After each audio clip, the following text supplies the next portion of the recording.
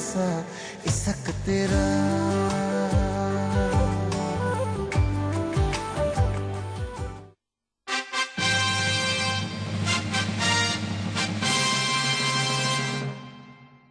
सच्चाई सामने आ रही है लोगों के। आपने डैम बनाया, कचरा वहीं छोड़ दिया। क्या मोदी का भगवा रंग लहराएगा? समाप्त हो जाएंगे आप, उत्तराखंड नाम की कोई चीज नहीं रह पाएगी। जो दल राज्य के लिए लड़ते रहे कि अलग छोटे राज्य बनने चाहिए, वो दल ही भरोसा में नहीं रहे लोगों के।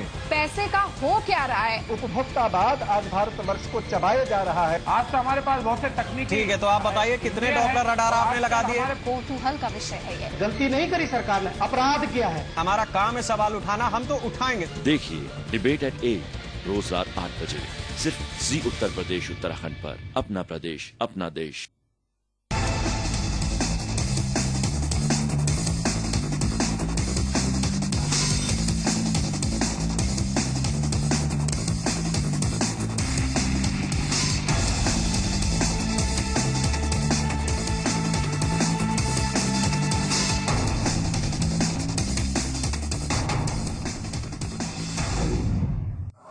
नमस्कार, इस विशेष पेशकश में आप सभी दर्शकों का स्वागत है। आपके साथ मैं हूं निहारिका महेश्वरी और मैं आ गई हूं उत्तराखंड। जी हां, वही उत्तराखंड जिसे देवभूमि का दर्जा प्राप्त है, जो अपनी प्राकृतिक और नैसर्गिक सुंदरता के कारण लोगों को अपनी ओर खींचती है। नवंबर 2000 को उत्तराखंड एक पृथक राज्य के रूप में सबके सामने आया। 13 साल हो गए। विकास की दौड़ पर आप उत्तराखंड को कैसा देख रहे हैं? क्या विकास की पगडंडियों पर ये मजबूत है या लचर है? बेसिक मिनिमम सर्विसेज जैसे कि मूलभूत सुविधाओं की बात करें, बिजली, सड़क, पानी, क्या आम आदमी को मिल पाए जिसके कारण उन्होंने जनप्रतिनिधि को वोट दिया है? आपदा के बाद 5748 लोग मारे गए, इसका जिम्मेदार कौन है? सामाजिक, धार्मिक और इसके साथ साथ सियासी और आर्थिक तरीकों से हम किस तरीके से उत्तराखंड का खोया हुआ गौरव वापस दोबारा हासिल कर सकते हैं, पहाड़ों को बर्बाद होने से बचा सकते हैं? इस पर यह विशेष कार्यक्रम है। इसमें मेरे साथ खास मेहमान होंगे, मेरे साथ सियासतदान होंगे, समाज के हर वर्ग जैसे कि युवा, गृहिणी, इंडस्ट्रियलिस्ट, बिल्डर्स होंगे, पर्यावरणविद होंगे, जो अलर्ट लगातार जारी करते हैं लेकिन कहते हैं कि सरकार गौर नहीं देती है। महिला संगठन होंगे क्योंकि यहाँ पर मैट्रियार्कल सोसाइटी है, मात्र सत्तात्मक है उत्तराखंड। महिला इसके प्रति क्या सोचती हैं? क्या आपदा को टाला जा सकता था? आपदा के 1 महीने के बाद क्या उत्तराखंड वापस बदलाव की बयार महसूस कर रहा है? इस पर हम सबसे पहले चर्चा करेंगे और शुरुआत करेंगे मूलभूत समस्याओं के साथ। आखिर 13 साल में उत्तराखंड ने क्या झेला है, इसके बारे में बात करेंगे। सबसे पहले हम आपदा के अगर दृष्टिकोण से बात करें, आपदा ने कई परिवार के लाल को, चिराग को छीन लिया। ऐसे ही एक परिवार हमारे साथ मौजूद है। कहाँ से आप? यही देहरादून से। कौन आपका आपदा में छिन गया? भाई है। अभी तक पता लग पाया? 1 महीना हो गया? नहीं, अभी तक पता नहीं। आपने सारे प्रयास अपनी तरफ से पूरे किए? हाँ जी, FIR करवा रखी हमने 24/6 को। उसका भी कोई अभी तक पता नहीं चला। केदारनाथ से लापता हुए थे? जी, केदारनाथ। क्या आपको आर्थिक सहायता मिली है 1 महीने बाद? नहीं, अभी तक नहीं मिली है। सरकार ने दावा किया था। जी, अभी तक तो नहीं। अभी तक नहीं मिली है। आप बताइए। पति आपके खो गए, वापस नहीं आए। आखिरी बार कब बात हुई थी? 15 तारीख को। तो क्या हुआ है? अभी सेना के जवान भी तत्पर थे, सरकार भी कह रही थी हम राहत कर रहे हैं। आपको लगा कि कुछ हो रहा है? पता नहीं, मेरा अभी तक तो कुछ नहीं हो रहा। कैसे जिंदगी बीतती है? क्या बताएं? उत्तराखंड को आप कितना पॉइंट्स देंगे इतने सालों में? 10 में से? 10 में से 5 पॉइंट दूंगा मैं। शिक्षा के तौर पर उत्तराखंड को आप कैसे देख रही फ्यूचर में, और आपका फ्यूचर उत्तराखंड में? कहीं पर कुछ बच्चे हैं इतने बेरोजगार हैं, उनको नौकरियां नहीं मिल रही हैं। भले इतनी सारी उन्होंने डिग्रियां हासिल कर ली हैं, बट एक आजकल जो कोर्सेज हैं, बच्चे कोर्सेज कर लेते हैं बट नौकरी नहीं मिल पा रही। डिग्रियों की भरमार है पर एम्प्लॉयमेंट जनरेशन नहीं है। आप बताइए। मैम, मैं कहना चाहूंगी कि यहाँ पे कोर्सेज तो बहुत हैं, लेकिन हमें जॉब करने के लिए बाहर ही जाना पड़ता है। पलायन बहुत ही बड़ा मुद्दा है। कहते हैं कि पहाड़ों में पानी और जवानी नहीं टिकती, इसकी वानगी है। जो भी न्यूज़पेपर में कटिंग आती है वो अपना जो है फोटो खिंचवाते हैं और अपने डिपार्टमेंट के सामने लगा देते हैं, जैसे कि पुलिस स्टेशन पे अपराधी की फोटो लगती है, अपना वो करने के लिए कि हम कर रहे हैं जनता को प्रभावित करने के लिए। लेकिन जो सारी योजनाएं उनकी है, वो एसी रूम में बनाते हैं, लेकिन वास्तविकता कुछ भी नहीं है। मैं वैसे भी मतलब आपदाग्रस्त क्षेत्र से भी ताल्लुक रखता हूँ। मैं उत्तरकाशी के मोरी ब्लॉक से संबंधित हूँ और मोरी ब्लॉक जहाँ की कोई आता भी नहीं है, कोई अधिकारी भी नहीं आता। वीडियो जो है पूरे हफ्ते भर नहीं रहता है। परिवार के परिवार तो उजड़ गए, लेकिन इनका पूरा व्यापार चौपट हो गया। आप बताइए क्या हुआ इस 1 महीने के दौरान आपके साथ? हमारा घर भी हैंगिंग टिल डेथ की पोजीशन में पिछले वर्ष से लटका रहा और हमने प्रार्थना की सरकार से कि आप यहाँ घाट बनाइए, कुछ थोड़ा सहारा दीजिए, लेकिन कुछ नहीं हुआ। आज वो चला गया, जैसे होता है फांसी की तिथि तय थी उसकी, वो 17 तारीख को निकल गया और उसमें 80 कमरे थे। मेरा लड़का उसने अपने बलबूते पर बैंकों से लोन ले करके एक होटल बनाया था और हमारा जो अपना घर था जिसमें हमारे 3 परिवार रहते थे, तो वो घर भी उसके बाद होटल बनाने में अपने सॉइल के मानकों का ध्यान रखा था? क्यों नहीं, बिल्कुल बाकायदा। वो तो ऐसी जगह पर था जिससे नदी बहुत दूर थी। बिजली, सड़क, पानी की बात करें, ये मूलभूत सुविधाएं हैं जिसके दम पर जनता अपने जनप्रतिनिधि यानी कि शहर के सरताज को चुनती है। बिजली, सड़क, पानी आपके क्षेत्र में कहाँ से आप आ रहे हैं? मैं जखोली, रुद्रप्रयाग जिले के जखोली क्षेत्र से। रुद्रप्रयाग भी बहुत प्रभावित हुआ है, वहाँ बिजली आ रही है? बताइए। बिजली तो वहाँ पर करीब 15 दिन तक वहाँ बिजली बाधित रही। हाँ। अब जाकर के कुछ गाँवों में बिजली आ पाई है। सड़क की तो बहुत ही स्थिति दयनीय है। वहाँ पर केदारनाथ से जितने भी यात्री थे तो गुप्तकाशी वाली सारी सड़क बाधित हो गई थी। एकमात्र सड़क से जिससे कि सारे यात्रियों को रेस्क्यू किया गया था वो मयाली से और घनसाली होते हुए तो हमारे क्षेत्र से जाती है। पर उस सड़क का हमने कई बार डिमांड की कि इस सड़क को वैकल्पिक सड़क के रूप में, राष्ट्रीय राजमार्ग के वैकल्पिक सड़क के रूप में इसका विकास किया जाए, परंतु उस सड़क की बहुत ही दयनीय स्थिति है और इस समय बहुत अच्छे ढंग से और प्रबंधन हो सकता था यात्रियों को बाहर निकालने का, यदि उस सड़क की स्थिति और अच्छी होती। महिला जो पीछे रहती है, एग्रीकल्चर में बिजी रहती है, विशेष तौर पर घर का ध्यान रखती है और घर का पुरुष बन जाती है, उन महिलाओं का क्या सोचना है उत्तराखंड के बारे में? बताइए मैम। उत्तराखंड के बारे में मेरा ये कहना है कि यहाँ पर सरकार ने बिल्कुल भी पूर्व प्रबंधन नहीं किए। आप एक्टिविस्ट है ना जी, तो बतौर एक्टिविस्ट आपने महिलाओं के मुद्दे क्या हैं, ज्वलंत मुद्दे क्या हैं, रसोई से लेकर जॉब तक? पहले हम लोग यहाँ पर ये सोचकर कार्य करते थे कि जो सरकारें आएंगी वो सरकारें कम से कम यहाँ के विकास की ओर ध्यान देंगी। बड़े दुर्भाग्य का विषय है कि महिलाओं को जब नीति निर्धारण की गई तो नीतियों में कहीं पर भी शामिल नहीं किया गया। सुविधा और घर का राशन, ये 2 कंसर्न होते हैं महिलाओं के, इस पे आप सरकार को कितने नंबर दे रही? मेरी ओर से तो सरकार को 0 है, पर्वतीय क्षेत्रों की ओर से। शिक्षा के क्षेत्र में अभी भी महिलाओं को लेकर सरकार की जो नीतियां हैं वो बहुत ही दुर्भाग्यपूर्ण हैं।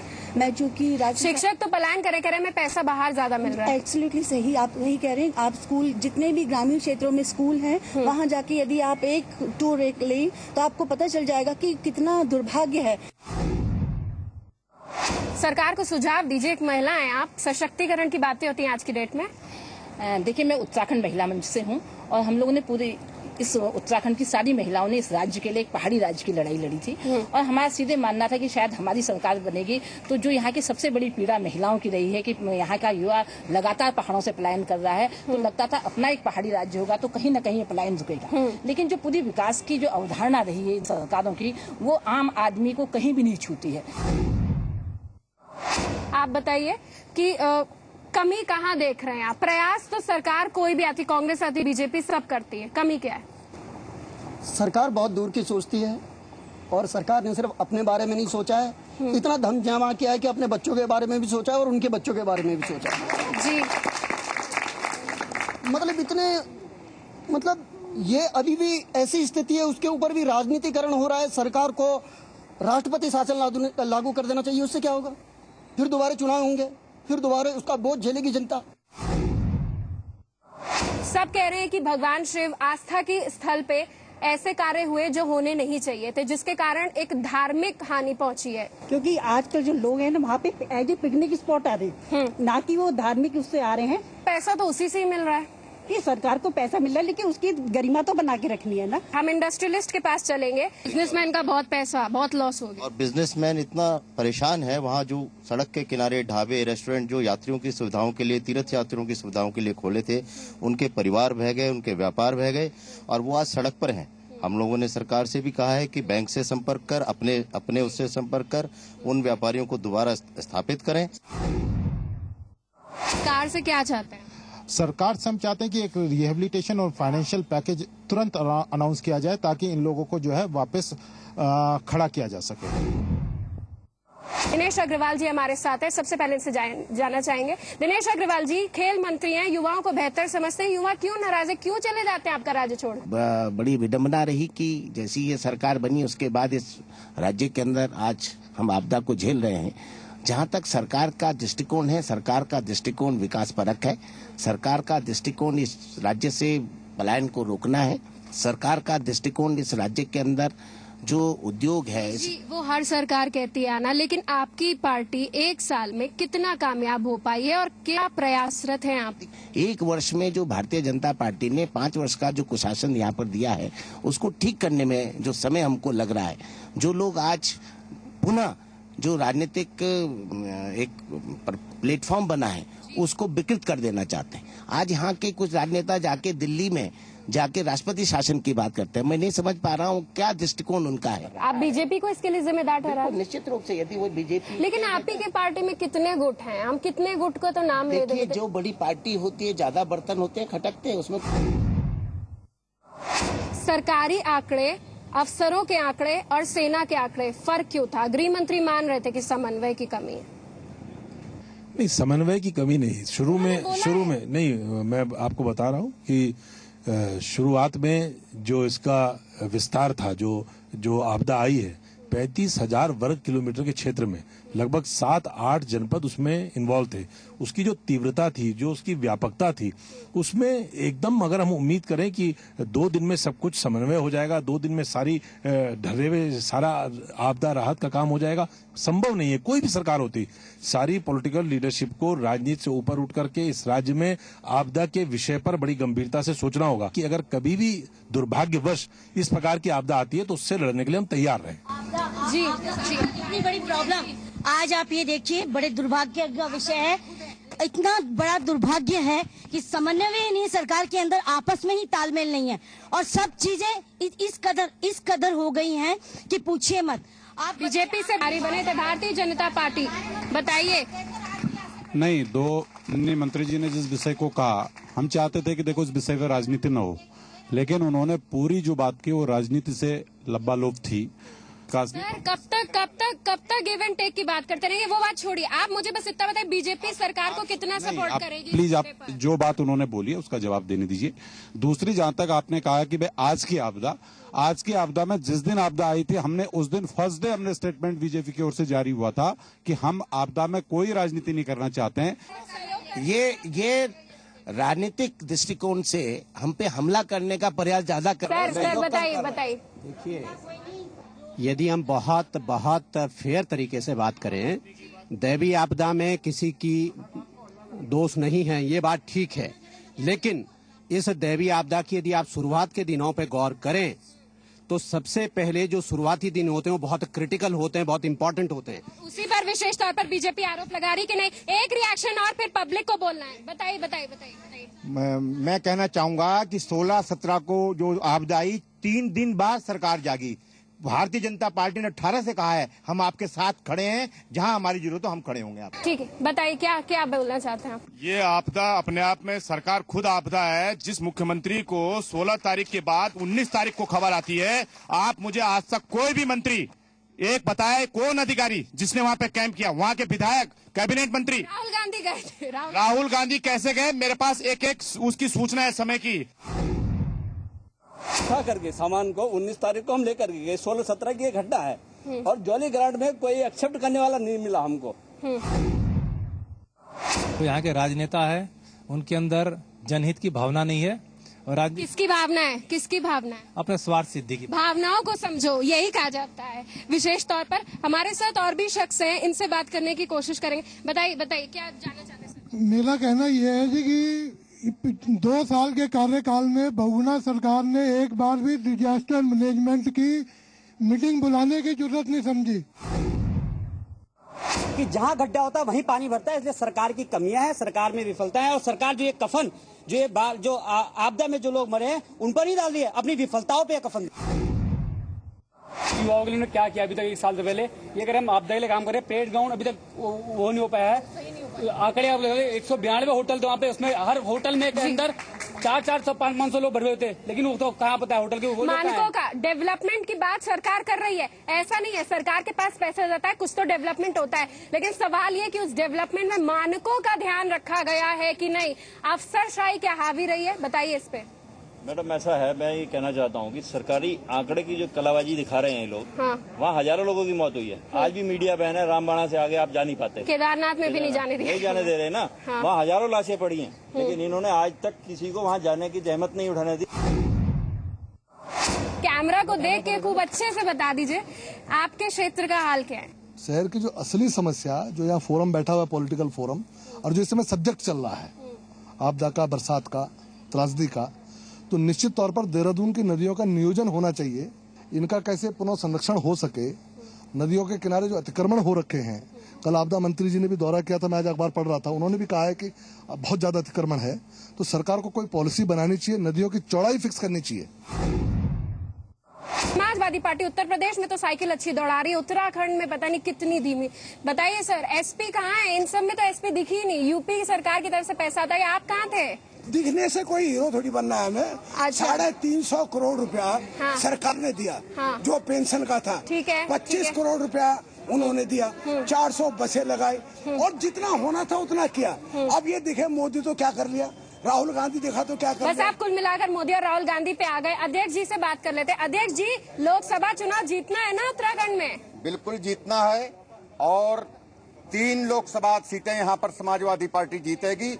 मैं केवल इतना बताना चाहता हूँ, जो आपने पलायन का एक प्रश्न उठाया था, पलायन व्यक्ति नहीं कर रहा है, पलायन यहाँ के नेता कर रहे हैं। ऊपर से नल करके यहाँ से लड़ने लगते हैं, हरिद्वार से लड़ने लगते हैं। जो सबसे बड़ा दुर्भाग्य है इस प्रदेश का कि जाके पैर न फटी बीमारी, सो क्या जाने पीर पराई। लेफ्ट कह रही है, लेफ्ट हमेशा कहती है ऑल पीपल आर इक्वल। कहाँ थे आप? क्या किया? क्या उम्मीद करते हैं होना चाहिए? कम्युनिस्ट पार्टी की जितनी राजनीतिक हैसियत है, जितना जनाधार है, हमने ईमानदारी से गांव-गांव में जो भी मदद हो सकती है वो की है। उत्तराखंड क्रांति दल का ये कहना है कि आपदा की ठोस नीति बने, एक अलग गठन हो सरकार का, आपदा की कोई सेना बने जो कि इस समय से पूर्व इसकी योजना बनाए और उसको इम्प्लीमेंट करे, ना कि आपदा के नाम पर घोटाला करे। समाज के थिंक टैंक हमारे साथ हैं। ये मुद्दा काफी ज्वलंत हो गया। एक छोटे से अंतराल के लिए यहाँ पर रुक रहे हैं, जल्द लौटते हैं, अब राय लेंगे। सरकार कह रही है सजेशंस आर वेलकम। क्या सजेशन है, क्या राय? आर्मी से लेकर पर्यावरणविद, बिजनेसमैन, आम आदमी, महिलाएं, युवा, क्या मांगती है सरकार से? क्यों कह रही है अब तो जागो सरकार? किस तरीके से सियासी प्रयास के जरिए हम पहाड़ों के अस्तित्व को जो मिट रहा है उसको वापस, देवभूमि का खोया हुआ गौरव वापस लौट सकते हैं? एक संचाल के लिए रुक रहे हैं, जल्द लौटते हैं। आयोजक है एक्वागार्ड देता है धरती का सबसे सेहतमंद पानी। इस गर्मी में घर लाइए सुपीरिया ताजगी, सुपीरिया लेमन फ्रेश साबुन के साथ, जिसमें है नींबू और मिंट के कुदरती सत्व। अब 3 साबुन के साथ 1 साबुन बिल्कुल मुफ्त। हाथ में है रेत सा इसक तेरा,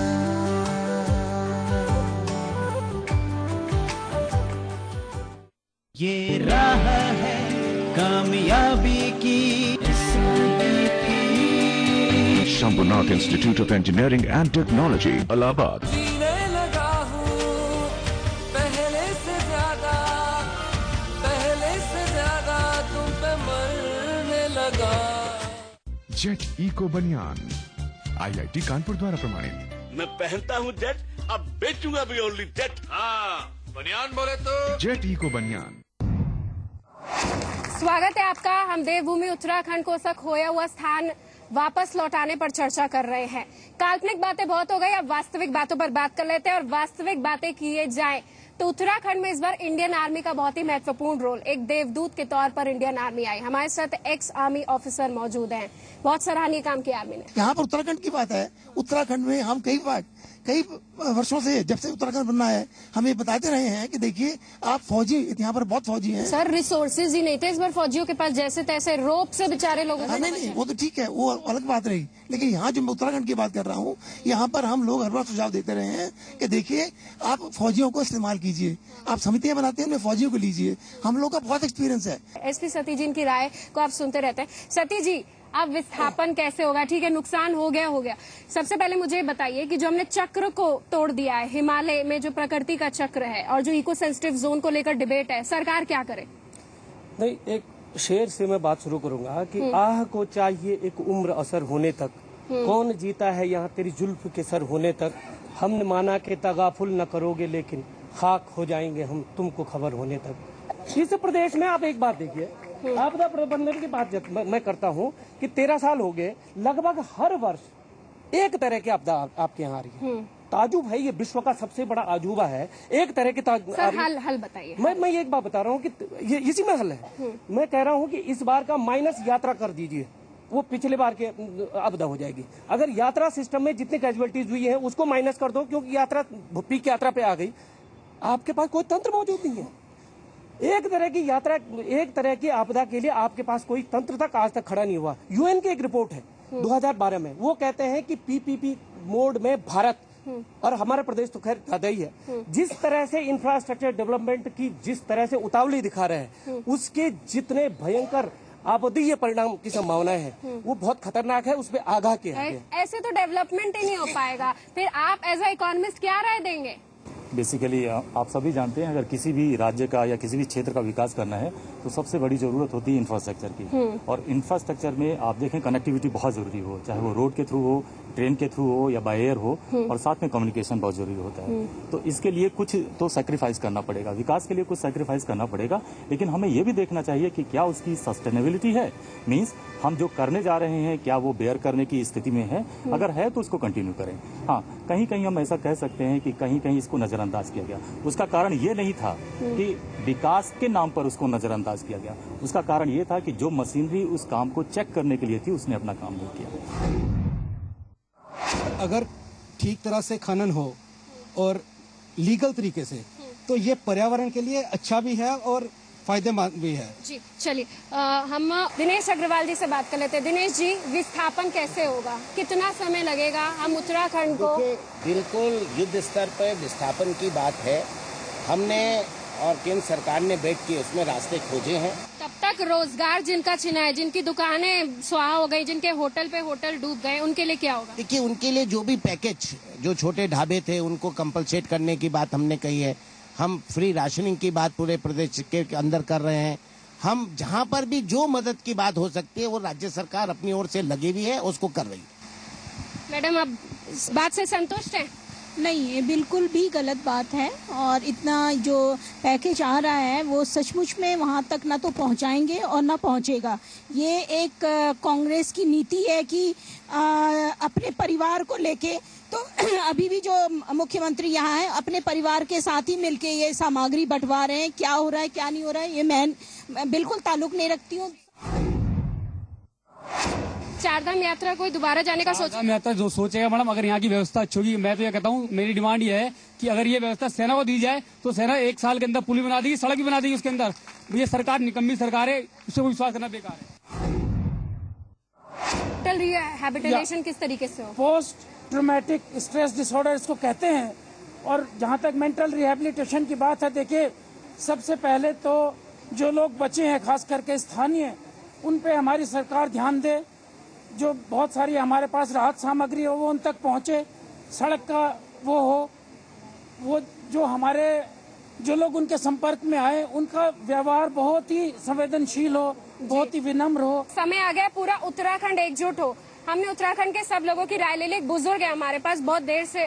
जी सर बताइए। हर डिस्ट्रिक्ट में आपदा प्रबंधन जो है डिपार्टमेंट होना चाहिए और डीएम के अधीन ये होना चाहिए, और उनके पास सारा इंफ्रास्ट्रक्चर।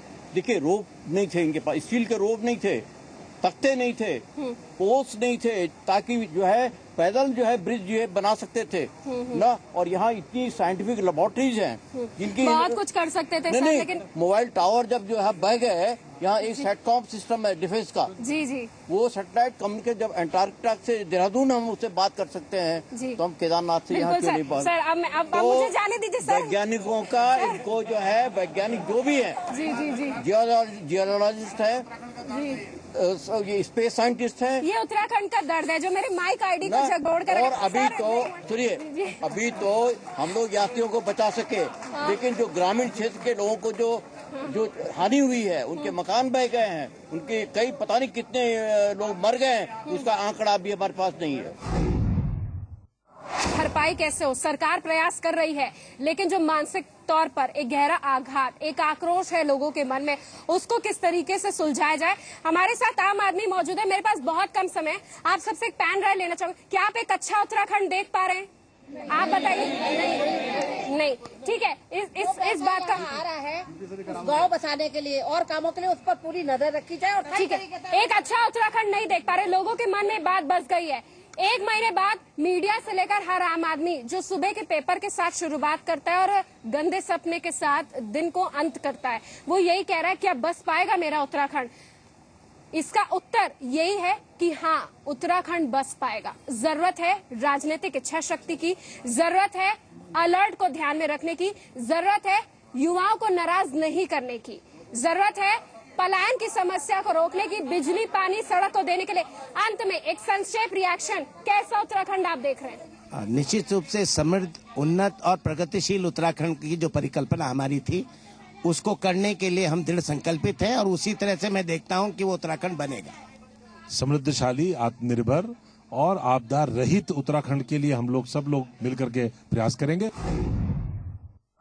बहरहाल इस विशेष पेशकश में बस इतना ही। आप सभी मेहमान हमारे साथ जुड़े, आप सभी का, पॉलिटिशियंस, आम आदमी, सबका बहुत बहुत धन्यवाद, बहुत बहुत नमस्कार आप सभी का इस विशेष पेशकश में शामिल होने के लिए।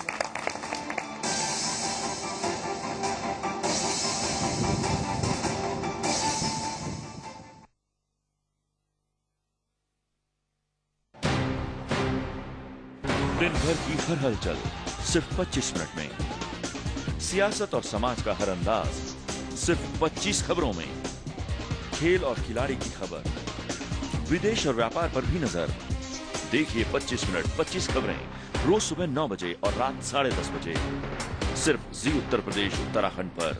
अपना प्रदेश, अपना देश। प्रायोजक हैं Mahindra Centuro, it's great to be me, good night advanced active plus और काला हिट, एक भी मच्छर नहीं बचेगा। अरे काका, वो देखो।